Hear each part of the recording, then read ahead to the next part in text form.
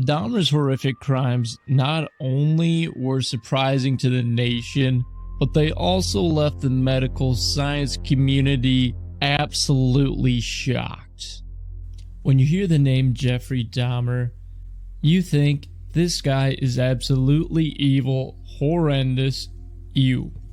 Now, this is after we know everything that he's done. Prior to people actually knowing everything that he's done and all the horrendous acts of horrible things that he's committed, he was perceived as a nice and likable guy before, well, everybody figured out he's a little crazy. This might be one of the main reasons why it took so long for him to actually get caught, and how he was just pretty much doing this in plain view in front of the cops. It isn't common that one would really say that Dahmer was a mastermind with any of his crimes. Now, I'm not sure if the cops were doing just a horrible job, but there were times where it seems like he purposefully was like, hey, trying to get caught. But it still took forever. Now, I know what you're thinking. How did nobody in Dahmer's life go, you know what? Red flag, we're just gonna toss it up. Something seems a little off about this guy. Like, was he not showing any issues, symptoms? Like, what was his background? His dad was an analytical chemist, and his mom was an absolute train wreck of a human being, creating such a toxic environment that some believe it was the trauma he endured from the feeling of being abandoned and being kicked to the side while his mother kind of fell apart, and at one point even attempted to take her own life. When Dahmer was arrested, he didn't quite blame his parents' relationship for why he did the things he did, but he did admit it would be kind of hard to deny that it had some kind of impact on just how weird of a person he was. Remember how I said earlier how his dad was a chemist? His dad taught him how to bleach and preserve bones, not really knowing that eventually one day Dahmer would use these same techniques on his victims in the future. Surprise. Dahmer and his dad would wander around in the garden, the woods, and just look for dead animals so he could teach his son how to bleach the skin and connective tissue from an animal. And he was like, oh yeah, I'm teaching my son some cool science stuff. And Jeff loved the end product, which was a pile of shiny bones, and that no one thought that was odd. Overall, I'd say he had just an absolute messed up childhood, and there's some pretty scary stories out there. One involving him and a dog and putting it on a spike. Another lighting a tadpole on fire. I'm not going to be getting into those stories too much, but just wanted to give you an example of the kind of kid we're dealing with here. In 1978, Jeff was 18, and at this point in his life, he was already living alone in his parents' old house. Just a few weeks after he had graduated high school, he also ended up killing his first person. He had picked up a guy named Stephen Hicks, a hitchhiker. He was another guy that was pretty young, 18 years old. They both went back to Dahmer's place to, kick back, drink a couple of beers. Eventually, the conversation got going to picking up women, and Dahmer was like, well, I guess that means there's nothing gonna be going on between us. Dahmer didn't like that, so he picked up a dumbbell and ended up striking Stephen Hicks with it. Let's just say Dahmer used the corpse for his own pleasures, and just like the dead animals he'd play with as a kid, he also dissected the body. Originally, Dahmer had buried the body, but a few weeks later he went back, dug it back up, and stripped the flesh off of the bone, flushing any of the skin that he couldn't get off with the acid, took the bone, smashed it up with a hammer, and discarded it, just tossing it around the woods.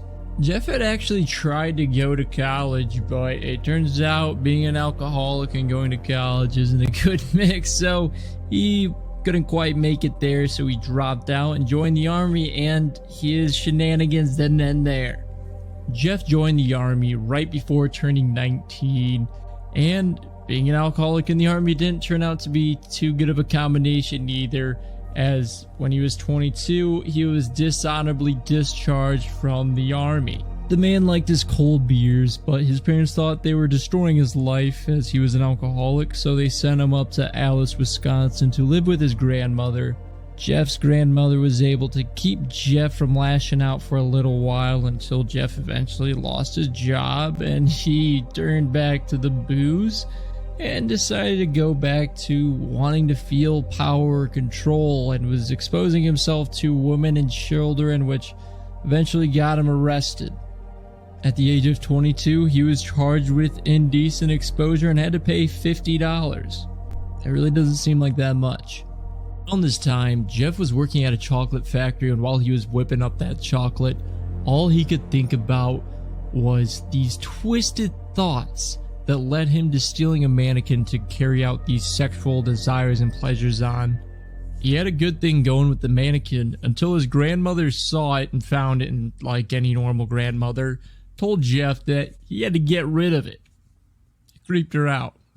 And after his grandma told him that he could no longer keep his mannequin stuffed away in his closet, that meant that he was led to go after real victims. Jeff's big thing was not wanting to let his victims have any control.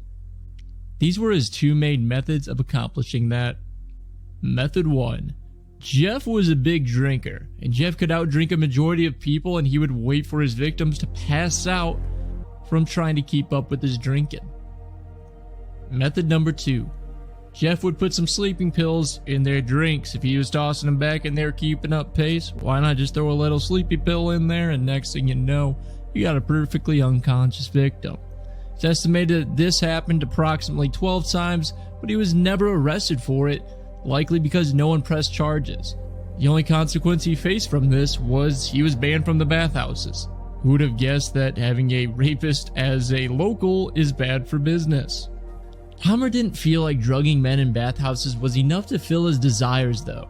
So he decided to go back to his old ways, and his killing sprees continued. In 1987, Dahmer's claims he woke up in a hotel and next to him was a dead guy with blood in his mouth, not knowing how he ended up dead. Dahmer took the guy's body, put it in a giant suitcase, and took it back to his grandma's house, where he got rid of everything but the head.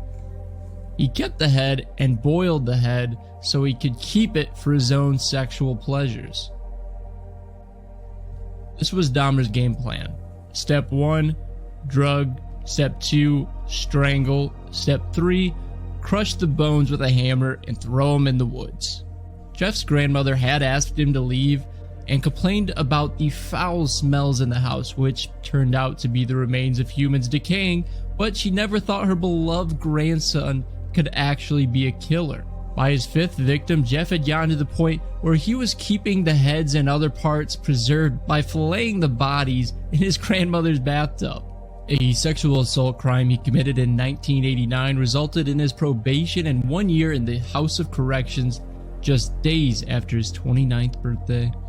After his 1-year sentencing, he returned back to his grandma's house to get his things and old human remains left in his room. Then he picked up right where he left off and began killing guy hookers and people he drugged from the bars. People in his apartment complex started to complain about the weird smells and sounds that came from Dahmer's apartment. They reported hearing a chainsaw in the middle of the night and the smell of dead animals, but no cops ever got involved at this point. One of the weirdest and most disturbing stories of Dahmer was when he lured a teenage boy back to his apartment, and his plan was to turn this teenage boy basically into a pleasure sex zombie. When Dahmer got his victim liquored up and about to pass out, he drilled a hole in his victim's skull, poured hydrochloric acid into his head, and just thought that would make him into a zombie. Dahmer believed that by putting the acid in his head, it would keep his victim from decomposing, meaning he could keep this one forever and it could never say no to him. Jeff left his victim to go buy beer. When he came back, he saw the boy was outside the apartment talking to 3 women. Jeff was trying to tell the women that, hey, this boy was his friend, but they said they had already called the cops and thought something was wrong. There's no way he could get out of this one, right? The cops showed up and Jeff told the cops he was the boy's boyfriend. The cops didn't think anything seemed off, which there clearly was, and they helped Dahmer take the boy back upstairs. The cop even smelled odor of a previous victim rotting, but didn't think anything of it. Once the cop left, Jeff poured more acid into the boy's head, and it eventually killed him this time. If that's how I died, that would be, I think, the worst possible way to die. Jeff tried making another pleasure zombie, but this time instead of acid, he tried using water, and that also failed, and his victim remains began to stack up in his apartment. It was all going well for Jeff until he met Tracy Edwards. While Tracy was over, Dahmer was trying to put on a handcuff, but Tracy noticed the horrible smell and the oil drum just casually sitting in the corner, so he knew he had to get out of this somehow or another. While trying to be all cuddly and cute, Dahmer put his head on Tracy's chest and said he was going to cut out his heart and eat it. Tracy kept the conversation going for a few hours until his opportunity came. He punched Jeff in the face and ran out of the apartment into the street where he was basically naked, where he was able to find a cop, and Tracy told the cops that he had been held captive for 5 hours and this guy was going to murder him. When the cops searched Dahmer's apartment, they found a knife and photos of dismembered bodies and poses Dahmer put them in. The cops threw Jeff to the ground, and while they were restraining him, he said, "For what I did, I should be dead." They opened up his fridge, and sure enough, there was a human head.